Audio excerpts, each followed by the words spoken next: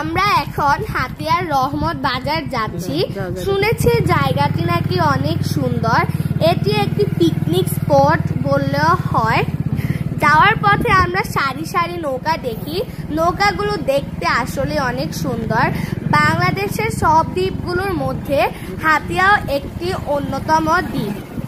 একটু সামনে এগোতেই আমরা দেখতে পাই চিংড়ি শুটকি দেয়া দিচ্ছে জেলেরা। আমরা এটাও দেখি জেলেরা ঘাট থেকে মাছ তুলে আনছে। এটি আমাকে খুব আনন্দ দেয়।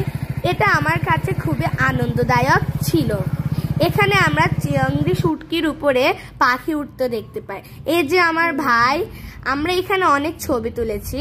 আমার ভাই দৌড়ে যাচ্ছে, সে ভেড়া ধরতে যাচ্ছে। এই যে ভেড়া। আমরা যাওয়ার পথে দেখি দিগন্ত জোড়া মাঠ, মাঠের পর মাঠ। এত বড় মাঠ আপনারা বলে বোঝাতে পারবো না। আমার মনে হচ্ছে বাংলাদেশের সব মানুষ এখানে এসে বসতি স্থাপন করতে পারবে, মানে এত বড় জায়গা। আমরা যেতে যেতে দেখি আর অনেক অবাক হই, কত বড় জায়গা। এরপরে আমরা আরেকটু সামনে এগোতে দেখি, আরেকটু না 1 মাইলের সামনে এগোতে দেখি একটি বন। এখানে আমি একটি কাঁটাযুক্ত গাছ দেখতে পাই। এটি নতুন, আমি আগে এগুলো কখনো দেখিনি।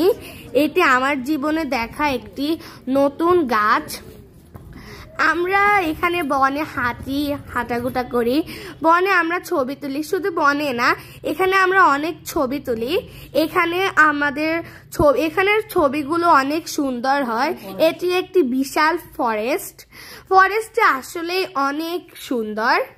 এই যে আমরা মাঠের উপর বসে আছি। এখানে আকাশটা দেখতে মনে হয় মাঠ যেন আকাশকে ছোবে বা আকাশ যেন মাঠকে ছোবে। এই যে আমার মা বাবা, আমরা সবাই মিলে এখানে ছবি তুলি। আমার বাবার এই ছবিটি দেখে মনে হচ্ছে মেঘ ও রোদের ছাতার নিচে বাবা দাঁড়িয়ে আছে। আমার ভাই প্রকৃতির বিছানার উপর শুয়ে আছে।